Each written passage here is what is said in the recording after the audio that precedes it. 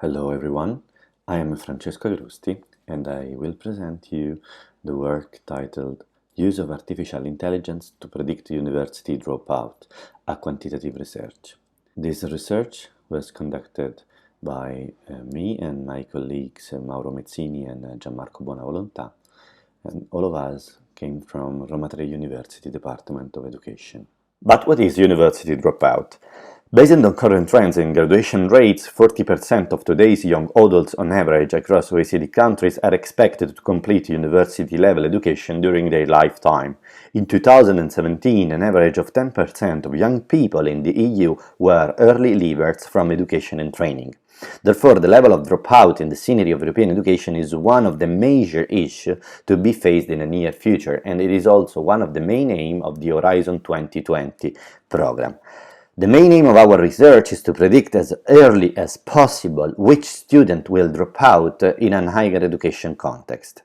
The accurate knowledge of this information would allow us to effectively carry out targeted actions in order to limit the incidence of the phenomenon. The main aim of this study is to define a convolutional neural networks that can be used in other universities, defining and predicting dropout students' characteristics. We propose the following research hypothesis. The first one says, by using convolutional neural networks, it will be possible to predict student dropout for an entire cohort of students using only personal and non-academic characteristics. The second one says by using CNN, it will be possible to predict student dropout for an entire cohort of students on different degree courses using also academic characteristics. We collected from our administration office a dataset of students enrolled in our department, the Department of Education. The years of enrollment ranges from 2009 up to 2014, comprising a total of 6,000 students, more or less. We found that almost 600 of all the students were still active at the time that we acquired the dataset, August 2018, while the remaining students closed the course of their studies either because they graduated or because they dropped out or by other reason. We refer to this set of students as the no-active student. In general, each of the no-active students is classified in two different classes, graduated and dropout. We excluded later all students which do not classified in these two classes, like for example students who changed faculty. We obtained from our administrative office most of the administrative fields of all students. As you can see in the table 1, we have listed the list of administrative attributes. In the table 2, we have listed the attributes relative to students' career. Note that for a given student, the value of the attributes in list 2 of table 1 may change during his or her academic career from year to year, while the value attributes in list 1 does not change during all his or her academic career. The attributes in the list 3 are relative to students' academic career, and they represent the attributes relative to each test or exam given by the student. Note that the field ECTS of the exam refers to the European Credit Transfer and Accumulation System. In order to construct the training set of all the domains of the dataset, all the data are converted using an arbitrary bijective function to a non-negative integer domain. For example, the domain of the attribute gender was converted to the domain 0, 1, where 0 corresponds to male and 1 corresponds to female. But what are neural networks? In general, a neural network is something that could map an image through some nodes that we will call neurons. For example, we could classify an image in the 3-colored set, red, green and blue, and then we will have the first neural layer that will try to analyze the image, the first neuron of the first neural layer. Then we will have the same image analyzed by the second one, always in the first neural layer. What happened? After this classification, because please imagine that the image is an image of a dog and we are trying to classifying the image as a dog, we will be classified by the first neural layer, and then we will pass to another second neural layer, and so on. And the process will repeat again and again.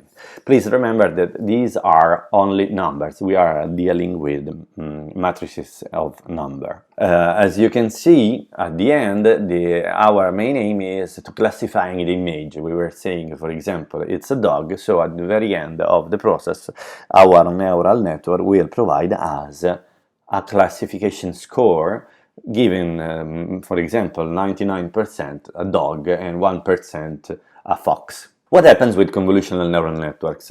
The process is almost the same, but instead of having only one single layer of neurons, we will have a 3D representation of layers, and so you will have a clone of the same neurons in the first layer that we will analyze each of these neurons only a part of the image. So you will have mapped the image of a single part of the image to a single neurons. What happens? Exactly the same of what happened before. We will have the analysis through all the layers of the neural networks, and then we will have different 3D layers for each analysis. At the end, we will have always the scoring, the classic scoring. But how we can manage to do what is called neural network training? We will have to train our neural network in order to make it to accept and identify our images, but do not think about only images, but think about also any kind of object that could be converted into numbers. So we will have our training set. So in our case, the student data, we will pass it through the neural network. In our case, it's a convolutional neural network. And then we will have a prediction. For example, the 90% of our training set will degree and the 10% will drop out. What happens? That we will check, because we already know for our training set the student data, so we already know if they will degree or not, and so we could compare this data with the predicted ones, and then we will have an accurate prediction of dropout.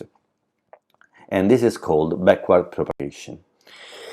There are several types of convolutional neural networks architectures. These are the most famous.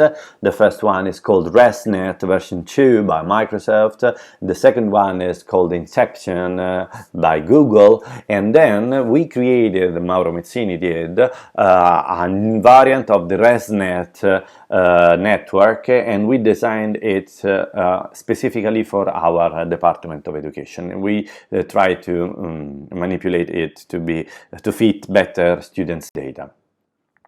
So we had our training set that was composed by almost 6,000 students, and we used the students of our department which concluded their course of study. And we will split it in a training set of 4,500 students, and then 450 for the validation set and 450 for the test set. How it works in neural network training.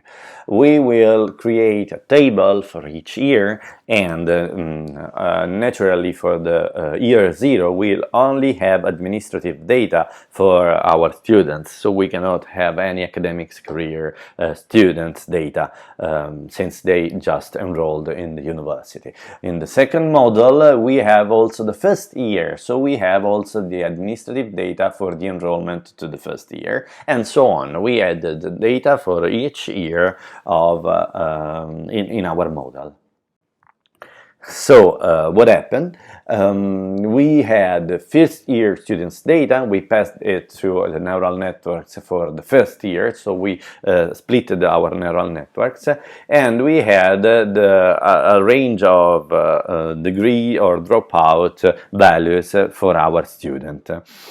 It is a numerical domain with the following meanings: 0 if the student graduated, 1 if the student dropped out. Now we have to introduce very quickly the model's measures, only to understand then the results. In the model evaluation for neural networks, is pretty common to consider the case in which there are only, for example, two classes, labeled respectively +1 and -1. We represent a number of correctly and incorrectly classified cases in the confusion matrix CM that you can find in table 3. For example, in the case of a binary classification problem, the confusion matrix is composed of 4 different values: true negatives, Tn, false positives, Fp, false negatives, Fn, and true positives, Tp, as reported in the table. As you can see, you can consider different metrics that you find on the right side of the slide. For example, the first metric is accuracy, that measures the ability of the classification model to provide reliable prediction of new data. So, when the number of real positive cases is much greater than the number of real false cases, or vice versa, the accuracy could be a misleading measure of the effectiveness of the model. Therefore, other valuation metrics such as precision and recall are used. Specifically, precision is the proportion between true positives and all values classified as positive. The higher value of precision, the lower the number of false positives. On the other hand, the recall measures is the proportion between the true positives and all the values that are actually positive. The recall describes how efficient is the model recognizing the observed property. Furthermore, there is another metric that can be used to evaluate a classification model, and it's called the F1 measure. These metrics represent harmonic average between recall and precision, and it's useful for evaluating the model when recall and precision are equally important. As you can see, we defined from our dataset 3 types of students, A, B, C, and for the students A, we added all the attributes in list 1 and all the attributes in list 2 and all the attributes in list 3. For what's concerned the students B, we used only attributes of list 1 and list 2, and for what concerns student C, we created several different aggregate statistics. For example, we computed a new variable that was called diff year, that is year of the birth minus year of the beginning of studies minus 19.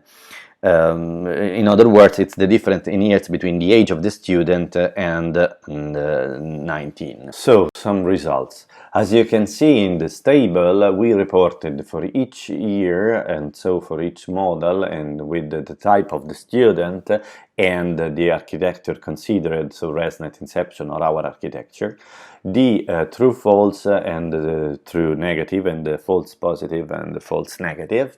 And as you can see, we reached, for example, the accuracy of more than 19%. So it says that we could say that 9 students out of 10 will drop out or not precisely.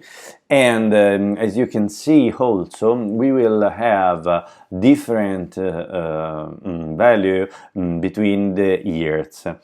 And this is the confusion metrics for all the epochs. We considered more than 43,000, and the F1 measure for all the students. As you can see, also the F1 measure reaches values more than 80%. In conclusion, we explored the effectiveness of predicting the dropout from university using 3 different sets of features. The first one, the one containing all the academic and administrative features, students A. The second one, only administrative features, student B. And the third, student C, containing the administrative feature and aggregate statistics. The experiment showed that using only administrative features does not give good results, and the models using only them are always outperformed by models using also the academic career features or aggregate statistics. Furthermore, the models using beside administrative features also aggregate statistics perform slightly worse than the models using only and all the academic careers feature. From all the above discussion, we clearly conclude that the more accurate data we have, the more precise and effective the model's predictions could be.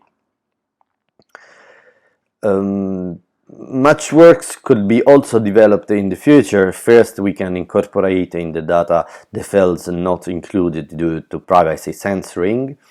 We tested only 3 different architectures, but many others different convolutional neural network architectures exist in literature. Furthermore, many of the parameters of this architecture could be modified, and much could be explored in order to increase the effectiveness of the models.